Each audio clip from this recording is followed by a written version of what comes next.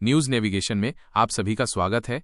अंतर्राष्ट्रीय कूटनीति के गलियारों में एक अप्रत्याशित मोड़ आया है जब अमेरिका के राष्ट्रपति डोनाल्ड ट्रंप ने अपने विदेश सचिव माइक पोम्पियो, जैसा कि पहले उल्लेखित रूबियो वास्तव में पोम्पियो होना चाहिए, के साथ कनाडा में चल रही G7 की महत्वपूर्ण बैठक को बीच में ही छोड़कर वॉशिंगटन के लिए उड़ान भरी। ये घटनाक्रम ऐसे समय में हुआ है जब दुनिया की 7 सबसे बड़ी अर्थव्यवस्थाओं के नेता वैश्विक चुनौतियों पर विचार विमर्श कर रहे थे, और ट्रंप का अचानक प्रस्थान कई सवाल खड़े करता है, जिनमें सबसे प्रमुख ये है कि क्या ईरान के साथ कोई बड़ा समझौता होने वाला है या फिर तनाव और बढ़ने वाला है।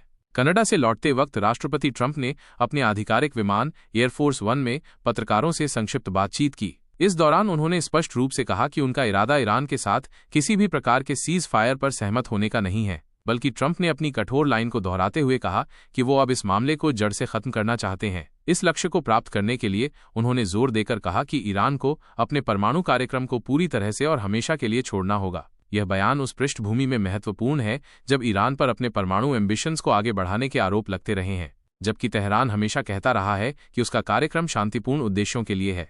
ट्रंप के इस कठोर बयान के साथ एक और रहस्यमय टिप्पणी भी जुड़ी हुई थी। उन्होंने संकेत दिया कि आने वाले अगले 2 दिनों में इसराइल कुछ ऐसा कदम उठाएगा जो पहले कभी नहीं देखा गया होगा। इस अस्पष्ट लेकिन गंभीर चेतावनी ने अंतर्राष्ट्रीय पर्यवेक्षकों और विश्लेषकों के बीच अटकलों का एक नया दौर शुरू कर दिया है। इसका संभावित अर्थ क्या है? क्या ट्रंप अब इसराइल के प्रधानमंत्री बेंजामिन नेतन्याहू की भाषा बोलने लगे हैं, जो ईरान के परमाणु कार्यक्रम के प्रति अपनी कट्टर शत्रुता के लिए जाने जाते हैं? राष्ट्रपति ट्रंप की ये तीखी भाषा इस बात की ओर इशारा कर रही है कि ईरान को भी इराक या गाजा पट्टी की तरह घेर लिया जाएगा और उसकी आर्थिक और राजनीतिक बर्बादी अब क्षितिज पर मंडरा रही है। अब ये देखना होगा कि ईरान इस अभूतपूर्व दबाव और संभावित सैन्य कार्रवाई का सामना कैसे करता है। क्या तेहरान अपने परमाणु कार्यक्रम को पूरी तरह से बंद करने के लिए मजबूर हो जाएगा, या फिर वो प्रतिरोध का रास्ता चुनेगा जिसके गंभीर परिणाम हो सकते हैं?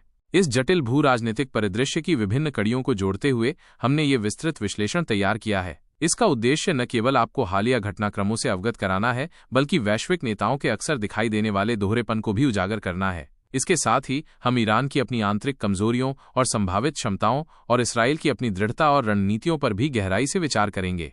अब आइए उस महत्वपूर्ण प्रश्न पर आते हैं कि क्या राष्ट्रपति ट्रंप पर भरोसा करके ईरान ने एक गंभीर भूल की है, या फिर ईरान ने खुद को ही धोखे में रखा है? पिछले 4 दशकों से ईरान लगातार संयुक्त राज्य अमेरिका और इसराइल को अपना कट्टर शत्रु बताता रहा है। तेहरान ने इन दोनों देशों के खिलाफ लड़ने के लिए जोशीले नारे लगाए और अपनी बयानबाजी में तीखे शब्दों का इस्तेमाल किया। लेकिन अब वास्तविकता ये सामने आ रही है कि ईरान के पास शायद एक पूर्ण स्तरीय युद्ध के लिए कोई वास्तविक तैयारी नहीं है। ऐसा प्रतीत होता है कि ईरान केवल मौखिक स्तर पर ही अपनी शक्ति का प्रदर्शन करता रहा, लगातार धमकियां देता रहा और ऊंची आवाज में दहाड़ता रहा। ईरान के पास निसंदेह मिसाइलें हैं और उसने इनका सार्वजनिक प्रदर्शन भी बड़े पैमाने पर किया है। लेकिन क्या इन मिसाइलों की ताकत पर ईरान एक लंबी और गहन लड़ाई लड़ सकता है? क्या ये हथियार किसी भी संभावित आक्रमण को रोकने के लिए पर्याप्त हैं? पश्चिमी मीडिया में ऐसी खबरें व्यापक रूप से प्रसारित हो रही हैं कि जैसे ही इन मिसाइलों को निष्क्रिय या बेअसर कर दिया जाएगा, इसराइल का पल्ला भारी हो जाएगा और वो ईरान पर हावी हो जाएगा। इसराइल ने तो ये दावा भी किया है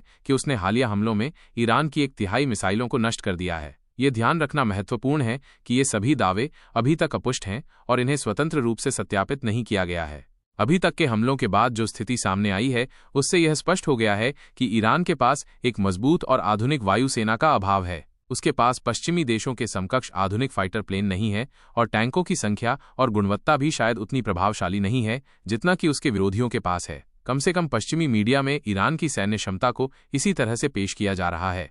अब तो इसराइल और भी आगे बढ़कर यह दावा कर रहा है कि उसने तेहरान के वायु क्षेत्र को भी अपने नियंत्रण में ले लिया है। इसका सीधा सा मतलब यह है कि अब तेहरान के आसमान में कौन सा विमान उड़ेगा, ये फैसला तेल अवीव में इसराइल की सरकार करेगी। इस कथित हवाई श्रेष्ठता के बाद इसराइल किसी भी समय और कहीं भी ईरान के अंदर किसी भी लक्ष्य को निशाना बना सकता है।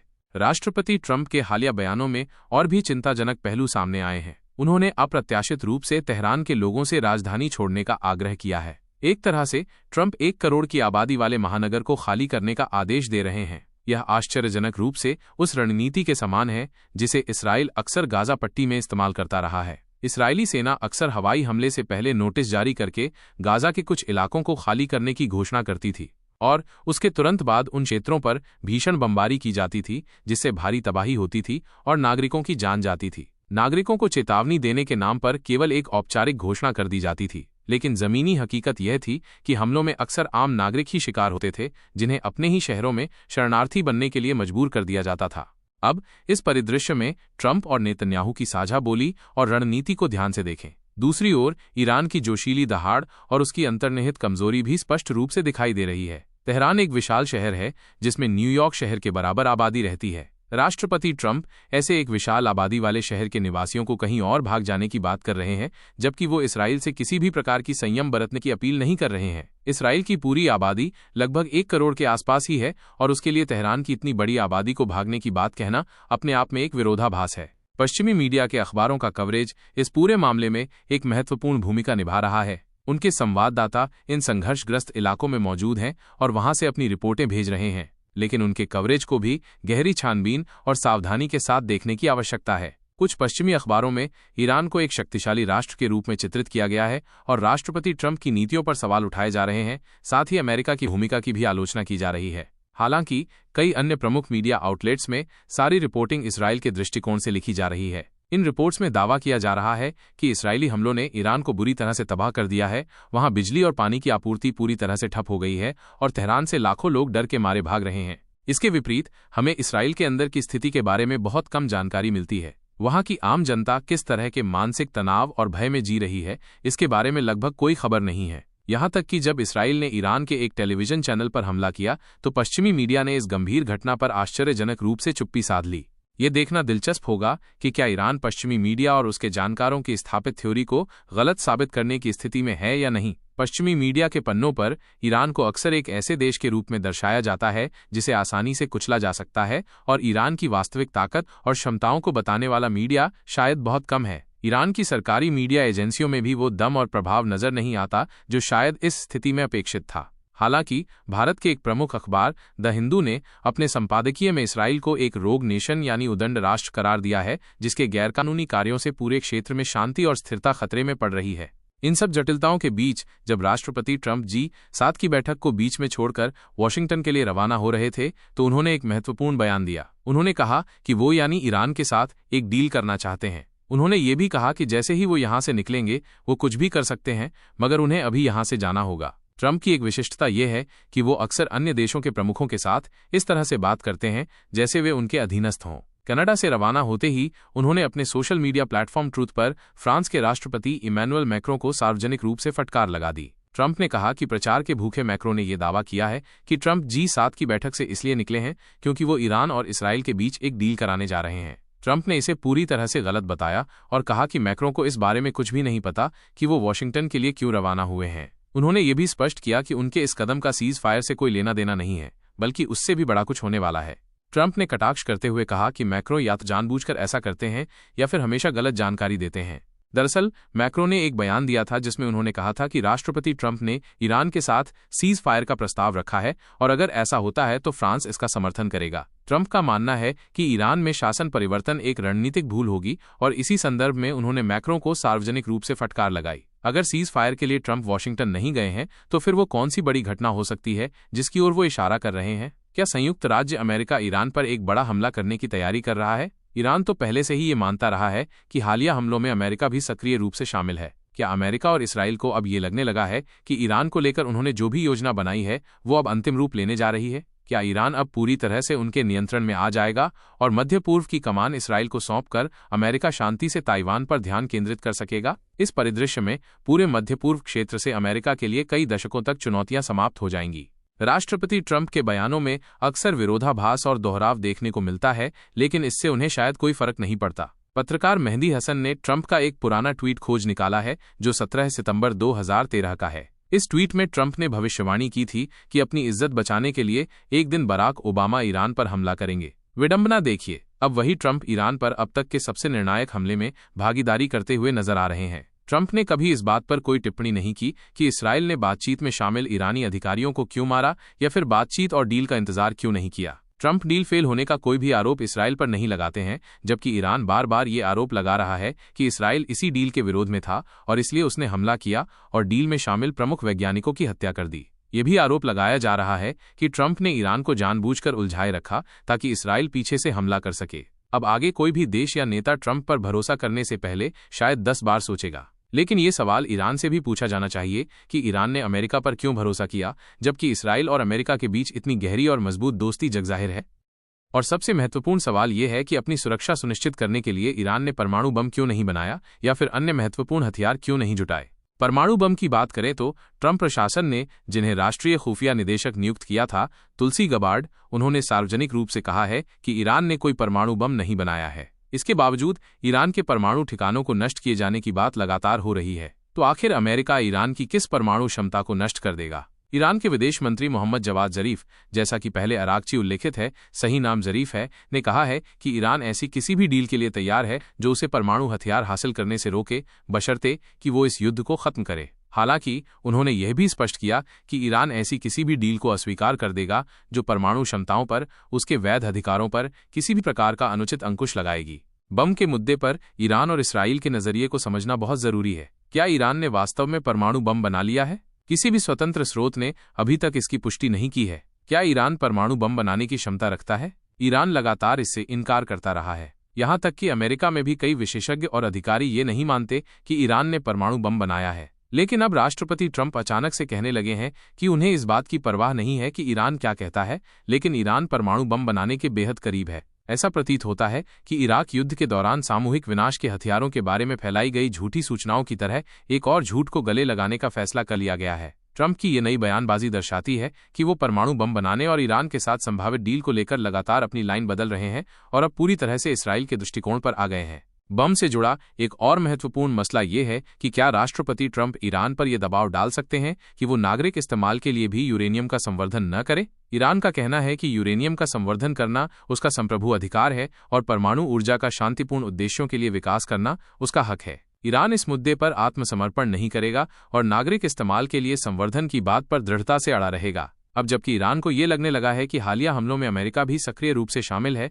तो वो अमेरिका के साथ बातचीत के लिए कैसे भरोसा करे? ईरान के विदेश मंत्री जरीफ ने कहा कि इसराइल ने ईरान को परमाणु बम बनाने से रोकने के लिए पहले ही कई बार हमला किया है। ईरान ने हमेशा इस बात से इनकार किया है कि उसने परमाणु बम बनाया है। इसराइल ने हमला इसलिए किया ताकि ईरान के साथ परमाणु डील की बातचीत पटरी से उतर जाए। इससे साफ जाहिर होता है कि नेतन्याहू को न तो कूटनीति में कोई दिलचस्पी है और न ही बातचीत में। नेतन्याहू इस बात पर अड़े हुए हैं कि ईरान को नागरिक इस्तेमाल के लिए भी यूरेनियम एनरिचमेंट का अधिकार नहीं मिलना चाहिए। उनका मानना है कि अगर ईरान को यह अधिकार मिल गया तो एक दिन वो निश्चित रूप से परमाणु बम बना लेगा। इसलिए वे किसी भी कीमत पर ईरान के साथ डील का विरोध करना चाहते हैं। उन्हें ये डर है कि अगर ये डील हो गई तो ईरान के न्यूक्लियर प्रोग्राम को नष्ट करने का उनका जो दीर्घकालिक मकसद है वो कभी पूरा नहीं हो पाएगा। लेकिन ये भी एक सच्चाई है कि बिना अमेरिका के मजबूत समर्थन के इसराइल अकेले ईरान के परमाणु संयंत्रों को नष्ट नहीं कर सकता है। अब तो ये भी अटकलें लगाई जा रही हैं कि अमेरिका स्वयं ईरान के परमाणु ठिकानों पर हमला कर सकता है। अमेरिका में इसराइल के राजदूत याखिए लाइटर ने हाल ही में एक बयान दिया है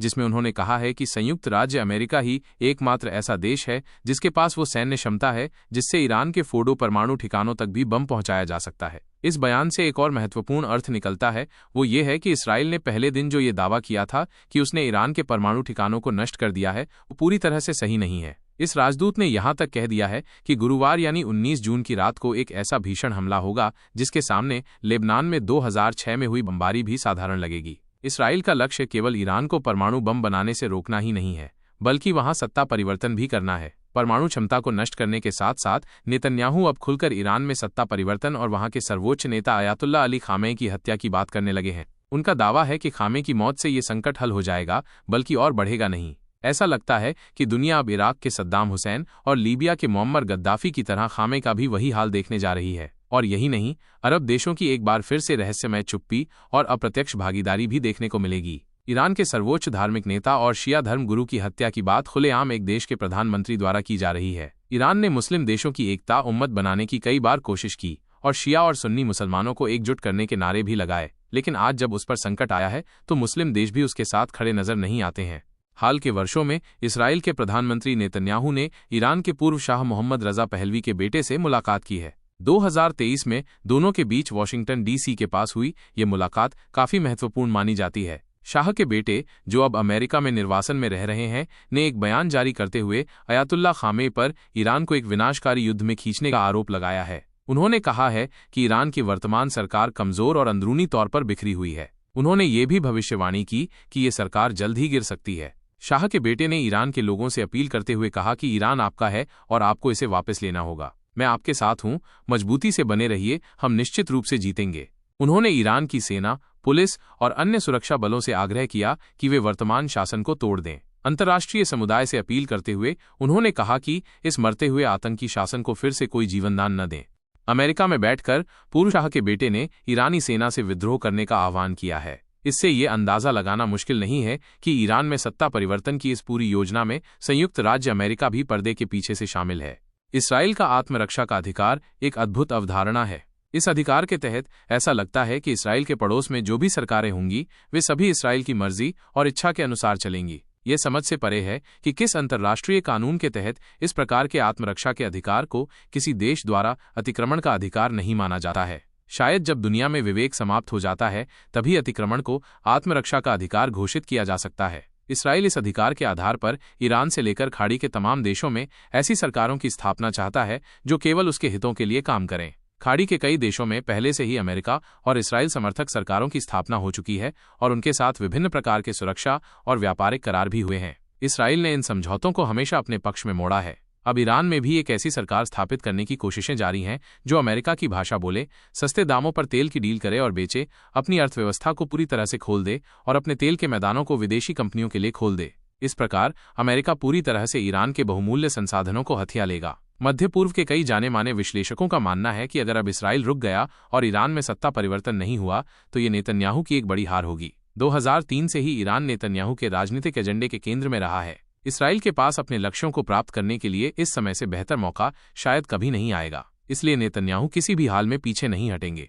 राष्ट्रपति ट्रंप को भी इस लड़ाई में अंततः शामिल होना ही पड़ेगा। उनके पास युद्ध के अलावा शायद कोई बेहतर रास्ता नहीं बचा है कि वो किसी तरह ईरान पर दबाव डालकर सीज फायर कराएं, क्योंकि अगर संयुक्त राज्य अमेरिका सीधे तौर पर इस युद्ध में उतरता है तो अमेरिका खुद मध्य पूर्व के एक और दलदल में फंस जाएगा और इससे ताइवान में चीन के लिए एक सुनहरा अवसर पैदा हो सकता है। अमेरिका और चीन की रणनीतिक प्रतिस्पर्धा का एक और दिलचस्प पहलू यह है कि दोनों देश अक्सर आमने सामने तो आ जाते हैं, लेकिन जब अमेरिका मध्य पूर्व में किसी सैन्य संघर्ष में उलझता है तो चीन अक्सर पर्दे के पीछे से अपनी चालें चलता है। क्या चीन ईरान की कोई ठोस मदद करेगा? चीन ने सार्वजनिक रूप से इसराइल की निंदा जरूर की है, लेकिन ऐसी निंदा तो सऊदी अरब और कतर जैसे देशों ने भी की है। क्या इस पूरे मामले में किसी को चीन की कोई महत्वपूर्ण भूमिका नजर आ रही है? जिस तरह से पाकिस्तान ने कभी चीन के विमानों की मदद से भारत के साथ युद्ध लड़ा था, क्या पश्चिमी मीडिया में आपने कहीं भी ये पढ़ा है कि चीनी विमान ईरान के पास भी मौजूद हैं? अभी तक की स्थिति को देखकर तो ऐसा नहीं लगता कि चीन ने ईरान की कोई बहुत बड़ी मदद की है। तब फिर ईरान बार बार चीन का नाम क्यों ले रहा था? चीन ने ईरान को वास्तव में क्या मदद दी है? अगर चीन ने कोई महत्वपूर्ण सहायता दी होती तो ईरान आज और अधिक मजबूत नजर आता और राष्ट्रपति ट्रंप भी निश्चित रूप से चीन का नाम अपने बयानों में लेते। चीन का जो प्रभाव और दबदबा सुना जाता है वो ऐसे नाजुक वक्त में कहीं नजर नहीं आता, क्योंकि चीन चुपचाप किनारे पर खड़ा होकर सब कुछ देख रहा है। चीन के भरोसे अगर किसी ने सीना ताना तो उसे निश्चित रूप से धोखा ही मिलेगा। चीन कभी भी ईरान के लिए मैदान में कूदने वाला नहीं है। उसका हित केवल इतना है कि ईरान होर्मुज जल डमरू मध्य को बंद न करे, जिससे उसके माल की सप्लाई दुनिया भर में होती रहे। अगर ईरान ऐसा करता है तो दुनिया भर में तेल की बिक्री पर भारी असर पड़ेगा और तेल की कीमतें आसमान छू जाएंगी। अब ये देखना दिलचस्प होगा कि क्या ईरान चीन के दबाव में आता है या नहीं। कनाडा में संपन्न हुई G7 की बैठक भी अपनी उम्मीदों पर खरी उतरी। जो साझा बयान जारी किया गया है उससे स्पष्ट है कि G7 के सदस्य देश शांति और संयम बनाए रखने का खोखला बयान देकर केवल अपनी जिम्मेदारी से पल्ला झाड़ रहे हैं। G7 के इस बयान को पढ़कर आसानी से अंदाजा लगाया जा सकता है कि इस दुनिया में केवल दो ही जी हैं, एक अमेरिका जी और दूसरा इसराइल जी। बाकी सभी देश केवल जी डैश करने के लिए मौजूद हैं। G7 के बयान की भाषा पर आपको विशेष ध्यान देना चाहिए। उसमें लिखा है, हम G7 के नेता मध्य पूर्व में स्थिरता और शांति के प्रति अपनी अटूट प्रतिबद्धता दोहराते हैं। इस संदर्भ में हम ये कहना चाहते हैं कि इसराइल के पास अपनी आत्मरक्षा का पूर्ण अधिकार है। हम इसराइल की सुरक्षा के प्रति अपना दृढ़ समर्थन व्यक्त करते हैं। हम नागरिकों की सुरक्षा के महत्व को भी स्वीकार करते हैं। आतंक और क्षेत्रीय अस्थिरता का मूल स्रोत ईरान है। हम इसे लेकर लगातार स्पष्ट रहे हैं कि ईरान के पास कभी भी परमाणु हथियार नहीं हो सकता है। लेकिन अमेरिकी राष्ट्रपति ट्रंप तो कुछ और ही कह रहे हैं। उनका मानना है कि ईरान कभी भी परमाणु बम बना सकता है। इस बयान में एक और विवादास्पद पंक्ति जोड़ी गई है कि गाजा में सीज फायर की बात करना केवल कागजी खानापूर्ति है। पिछले 20 महीनों से गाजा पट्टी पर लगातार बमबारी जारी है, हजारों लोग मारे जा चुके हैं और फिर भी सीज फायर की सिर्फ बातें हो रही हैं। इसराइल गाजा पर सीज फायर क्यों करेगा? इसके लिए किसी भी G7 या अन्य शक्तिशाली देशों के समूह ने क्या ठोस कदम उठाए हैं? क्या किसी भी सुपर पावर ने इसराइल पर कभी भी प्रभावी ढंग से दबाव बनाया है? जरा सोचिए, जो देश हर दिन गाजा पर बम गिरा रहा है, रुकने का नाम नहीं ले रहा है और किसी की भी बात नहीं सुन रहा है, आप उस देश का हौसला ये कहकर बढ़ा रहे हैं कि सारी गलती ईरान की है और इसराइल को आत्मरक्षा में हमला करने का पूरा अधिकार है। G7 के इस पूरे बयान में कहीं भी इस बात का जिक्र तक नहीं है कि इसराइल ने ईरान पर तब हमला किया जब ईरान संयुक्त राज्य अमेरिका के साथ परमाणु डील के लिए बातचीत कर रहा था। 5 दौर की बातचीत पहले ही हो चुकी थी और छठे दौर की तैयारी थी, लेकिन इस बीच बातचीत में शामिल ईरान के प्रमुख प्रतिनिधियों को मार दिया गया। G7 इस गंभीर घटना पर भी रहस्यमय चुप्पी साधे रहा। सोशल मीडिया प्लेटफॉर्म ट्विटर पर लोग इसराइल के विवादास्पद ट्रैक रिकॉर्ड को याद दिला रहे हैं। हमास की ओर से युद्ध विराम की बातचीत करने वाले इस्माइल हनिये को तेहरान में ही मार डाला गया। 1948 में संयुक्त राष्ट्र के स्वीडिश मूल के मध्यस्थ को भी मार दिया गया। फिलिस्तीन के साथ शांति स्थापित करने की कोशिश करने वाले इसराइल के अपने ही राष्ट्रपति यित्ज़हाक रबीन की हत्या कर दी गई और अब ईरान के उन नेताओं की हत्या कर दी गई जो बातचीत कर रहे थे और डील के लिए तैयार थे। ईरान की आम जनता वास्तव में क्या चाहती है, ये कहना मुश्किल है। बांग्लादेश में हमने देखा कि रातों रात सत्ता परिवर्तन हो गया। सीरिया में देखा कि जिसे कभी आतंकवादी घोषित किया गया था और जिस पर इनाम घोषित था, उसे ही राष्ट्रपति बना दिया गया। अब सीरिया ईरान के खिलाफ अपने हवाई क्षेत्र का इस्तेमाल होने दे रहा है। एक आतंकवादी को राष्ट्रपति बनाया गया। क्या आपने नोट किया कि आतंकवाद को परिभाषित करने की बात करने वाले भारत के प्रधानमंत्री नरेंद्र मोदी ने इस पर कोई प्रतिक्रिया दी? वैश्विक नेताओं को इस मुद्दे पर तो अपनी राय रखनी ही चाहिए थी। प्रधानमंत्री मोदी ने वैश्विक मंचों पर आतंकवाद पर कितने ही भाषण दिए हैं, लेकिन सीरिया की इस घटना पर वे चुप्पी क्यों साध गए? यहाँ एक और खोखली थ्योरी की बात करना जरूरी है, वो है इलाके में व्यापक युद्ध छिड़ जाएगा। ये एक ऐसा भूत है जिसे सबसे पहले नचाया जाता है और फिर ये अचानक गायब हो जाता है। गाजा पर इसराइल के हमले के समय भी यही कहा गया था कि अगर इसराइल ने गाजा पर हमला किया तो पूरे क्षेत्र में युद्ध छिड़ जाएगा और सभी अरब देश फिलिस्तीन के समर्थन में उतर आएंगे। इस फर्जी थ्योरी पर खूब लेख लिखे गए और हर तरफ से इसे इतनी बार दोहराया गया कि सुनते सुनते हम लोग भी अपनी बातचीत में जोड़ने लग जाते हैं कि पूरे इलाके में युद्ध छिड़ सकता है। लेकिन पिछले 20 महीनों से गाजा में जो भीषण नरसंहार चल रहा है, उसके बावजूद इस इलाके में कोई व्यापक युद्ध नहीं छिड़ा। ये थ्योरी 100% गलत साबित हुई। अब एक बार फिर से इसी फर्जी थ्योरी को हवा दी जा रही है कि ईरान और इसराइल के बीच संघर्ष से पूरे इलाके में एक बड़ा युद्ध छिड़ जाएगा। जब 2015 की परमाणु डील हो रही थी, तब खाड़ी के कई देशों ने भविष्यवाणी की थी कि इससे युद्ध छिड़ जाएगा, लेकिन डील हुई और 3 साल तक कोई युद्ध नहीं हुआ। डील खत्म हो गई और 7 साल बाद युद्ध की स्थिति बनी। इससे पता चलता है कि दुनिया के नेता अक्सर लोगों को भ्रमित करते हैं और शायद हम सब कहीं न कहीं भ्रमित होते रहते हैं। सबको पता है कि सऊदी अरब से लेकर कतर तक सभी देश अमेरिका और इसराइल के प्रभाव में हैं और उन पर निर्भर भी हैं। अरब देश ईरान की निंदा करेंगे, लेकिन उसका साथ नहीं देंगे। वे वही करेंगे जो उन्होंने पहले भी किया है। गाजा के समय भी यही हुआ था।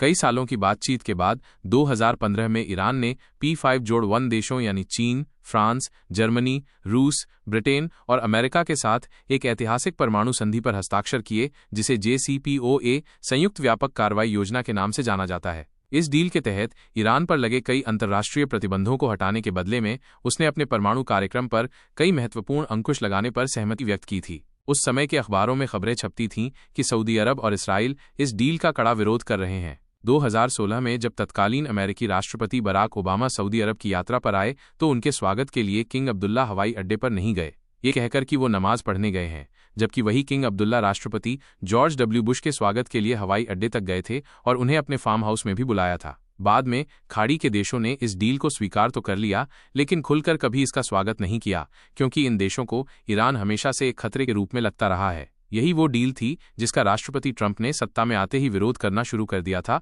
और 2018 में अमेरिका इस समझौते से एक तरफा रूप से बाहर हो गया और कोई भी उसे ऐसा करने से नहीं रोक पाया। गाजा के संकट के समय भी खाड़ी के देश फिलिस्तीन के हक में खुलकर नहीं आए, तो फिर वे ईरान के लिए क्यों आएंगे? इसलिए ईरान और इसराइल के बीच ये संघर्ष जितना लंबा खींचेगा, खाड़ी के देश उतने ही आराम से अपने अपने स्थानों पर बने रहेंगे। अमेरिका की राष्ट्रीय खुफिया निदेशक तुलसी गबार्ड ने 2019 में एक महत्वपूर्ण बयान दिया था, उसे एक बार फिर से ध्यान से देखिए। 14 मई 2019 के इस बयान में तुलसी गबार्ड कहती हैं कि राष्ट्रपति ट्रंप यह दावा करते हैं कि वे ईरान के साथ युद्ध नहीं चाहते हैं, लेकिन वास्तव में वे युद्ध ही चाहते हैं, क्योंकि यही सऊदी अरब भी चाहता है, यही नेतन्याहू भी चाहते हैं, यही अलकायदा, ट्रंप के राष्ट्रीय सुरक्षा सलाहकार जॉन बोल्टन, निक्की हेली और अन्य नवरूढ़िवादी और नव उदारवादी भी चाहते हैं। ट्रंप ने इन लोगों की इच्छाओं को प्राथमिकता दी है, न कि अमेरिका के हितों को। बयान बदल बदल कर वैश्विक नेता आपको भ्रमित करते रहते हैं और आम जनता का काम बस भ्रमित होना ही रह गया है। इसराइल भी समय और स्थिति के अनुसार अपने बयान बदलता रहता है और अपने लक्ष्यों को भी। पहले वो ईरान की सैन्य शक्तियों को पूरी तरह से खत्म करने की बातें किया करता था, फिर कहने लगा कि वो केवल ईरान की परमाणु क्षमताओं को नष्ट करना चाहता है, और अब तो खुलेआम सत्ता परिवर्तन की भी बात कर रहा है। ईरान के पड़ोसी देशों की स्थिति पर गौर करें। एक तरफ अफगानिस्तान है जो पहले से ही कमजोर और अस्थिर है, हालांकि वो ये कह रहा है कि अगर अमेरिका ने ईरान पर हमला किया तो वो भी ईरान के साथ उतरेगा। दूसरी तरफ इराक है जिसकी अपनी क्षमताएं सीमित हैं। फिर पाकिस्तान है, वो क्या करेगा ये सब जानते हैं। ये तीनों देश ईरान के लिए शायद ही कोई मददगार साबित हो पाएंगे। एक और देश जो ईरान से सटा हुआ है वो है सऊदी अरब, और उसके साथ संयुक्त अरब अमीरात, दोनों ही अमेरिका और इसराइल का साथ छोड़ने की स्थिति में नहीं है। आखिर में बचता है तुर्की, तो इस पर भी पूरी तरह से भरोसा करना मुमकिन नहीं है। कुछ मामूली बयानबाजी जरूर हो सकती है, मगर तुर्की ईरान के लिए अमेरिका से सीधी टक्कर लेने की हिम्मत नहीं करेगा। जॉर्डन और सीरिया भी ईरान के विरोध में ही खड़े हैं। ईरान के सर्वोच्च नेता अयातुल्ला अली खामेनी ने अरब देशों से अपील की है कि वे इसराइल को सीज फायर के लिए अमेरिका पर दबाव डालें। अमेरिका ने इसराइल को अरबों डॉलर के हथियार दिए हैं, मगर उनके इस्तेमाल पर किसी भी तरह का कोई प्रतिबंध नहीं लगाया है। हथियारों का इस्तेमाल किस तरह से होगा, नागरिकों पर होगा या नहीं, दूसरे देश में सत्ता परिवर्तन के लिए होगा या नहीं, ये तय करने की पूरी आज़ादी इसराइल के पास है। एक तरफ ब्रिटेन ये कह रहा है कि दोनों देशों को पीछे हटना चाहिए, मगर दूसरी तरफ वो इसराइल के लिए फाइटर जेट भी भेज रहा है। ईरान भौगोलिक रूप से भी घिरा हुआ है और अंतर्राष्ट्रीय स्तर पर भी अलग थलग पड़ चुका है। अकेले दम पर उसने अपनी ताकत का कितना विकास किया है, अब उसी का इम्तिहान देखना बाकी है। ईरान की हार इस पूरे इलाके के लिए एक शर्मनाक घटना होगी, और उसके बाद खाड़ी के देश शायद केवल रॉक कंसर्ट आयोजित करने लायक ही बचेंगे। इसराइल मध्य पूर्व का नया बॉस बन गया है, और शायद ईरान ने भी खुद को अरब देशों से काफी अलग कर लिया है। उसके पास एक गौरवशाली अतीत और सभ्यता की विरासत है, और 1979 की क्रांति के बाद उसने एक मजबूत धार्मिक पहचान भी हासिल कर ली है। उसके राजनीतिक मॉडल में खाड़ी के देशों से अलग मतदान के जरिए सरकार चुनने का अधिकार भी शामिल है। शायद यहीं से ईरान अपने आप को अरब देशों से श्रेष्ठ समझने लगा होगा। ईरान में नियमित मतदान का होना खाड़ी के राजशाही व्यवस्था वाले देशों को भी रास नहीं आया होगा। क्या यही कारण है कि खाड़ी के देश धीरे धीरे ईरान से दूर होते चले गए? एक धार्मिक सत्ता होने के कारण ईरान को शायद एक बाहरी दुश्मन की जरूरत थी, क्योंकि बिना दुश्मन के धर्म की राजनीति ज्यादा दिन नहीं टिकती। जहां भी धर्म की राजनीति हावी होती है, वहां पड़ोस या देश के बाहर से एक दुश्मन जरूर बनाया जाता है। ईरान ने इसराइल को अपने मुख्य दुश्मन के रूप में गढ़ा, और इसराइल को भी इससे अपने उद्देश्यों को साधने का मौका मिल गया। 80 के दशक से ही इसराइल के खिलाफ ईरान में जमकर प्रचार हुआ, तीखे बयान दिए गए और होलोकॉस्ट को भी नकारा गया। वैचारिक लड़ाई से आगे बढ़कर ईरान ने 80 के दशक में हिजबुल्लाह जैसे आतंकी संगठनों को खड़ा किया और हूथियों को भी समर्थन दिया। इन प्रॉक्सी ताकतों के जरिए ईरान अलग अलग देशों में लड़ता रहा, लेकिन ईरान की ये प्रॉक्सी शक्तियां अब कमजोर पड़ चुकी हैं। इसराइल ने हिजबुल्लाह के कई प्रमुख नेताओं को मार गिराया, और उसके बाद भी कई महीनों तक हिजबुल्लाह कोई बड़ी प्रतिक्रिया नहीं दे सका है। इसका मतलब है कि ईरान में अब प्रॉक्सी को ताकत देने और खड़ा करने की क्षमता पहले जैसी नहीं रही है, और इस बार के संघर्ष में ये साफ तौर पर दिख भी गया। ईरान की सेना दुनिया की 20 सबसे बड़ी सेनाओं में से एक मानी जाती है। ईरान ने अपनी मिसाइल क्षमता का एक नया रूप जरूर पेश किया है, लेकिन सवाल ये उठता है कि ईरान कब तक सिर्फ इसके सहारे टिका रह पाएगा।